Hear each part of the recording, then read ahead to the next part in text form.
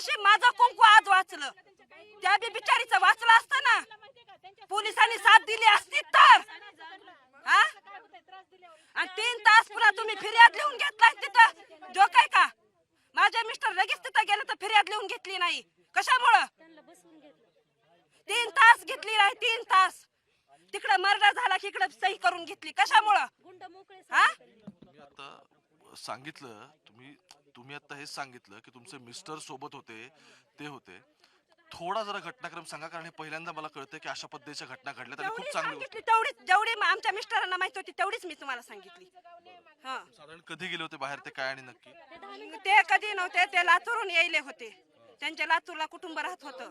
हा, मग येताना केज मध्ये माझ्या मिस्टरची भेट झाली. मग ते म्हणले तुला यायचंय का गावाकडे? हो म्हणले. मग ते 2 जण मिळून गावाकडे येत होते. केज मध्ये त्यावेळेस झालं. ही घटना सोमवारी 9 तारखेला दुपारी 3 वाजता झाली. तुम्ही दुपारी जर माणसं उचलून नेतात, मग रात्रभर झोपायचं कसं? झोप येते का आम्हाला? तुम्ही ह्याचा विचार करा जरा. आज माझ्या मिस्टरांची झोप पूर्ण उडाली, दोन्ही डोळ्यांनी बघितले. ते कुणी उलगाडा केला नसन, पण मी करते आज. सहनशीलता संपली.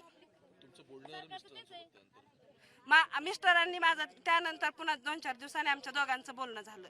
त्याच्या म्हणजे फोन उचलत नव्हते, मला हे काही माहित नव्हतं. हा, स्वाभाविक आहे की एवढं प्रेशर असल्यानंतर तेही लगेच सांगतील असं नाही, पण हे फार महत्वाचं आहे आणि मला मुद्दामून ते आणायचं. त्याचं कारण हे की तुम्ही सांगताय की हा सगळा अशा पद्धतीने घटनाक्रम झालाय. आणखी नक्की याच्यामध्ये नक्की काय झालं, ते तुम्हाला बोलले काही?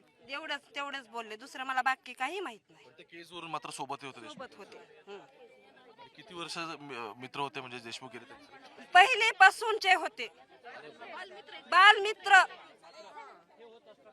पहिलीपासून कौटुंबिक संबंध त्यांच्या? कौटुंबिक म्हणजे आम्ही एका घरातले असल्यावर इथं. आता तब्येत ठीक आहे? हो आहे, तब्येत ठीक आहे, व्यवस्थित आहे, काही नाही. बघा तिथं इथं पाय बघा, तुम्हाला कळेल. मगासपासून त्या चिखलात पाण्यामध्ये सगळे उभे होते आणि तिथून आता ते आंदोलन करून इथे बाहेर आलेत. ह्या सगळ्या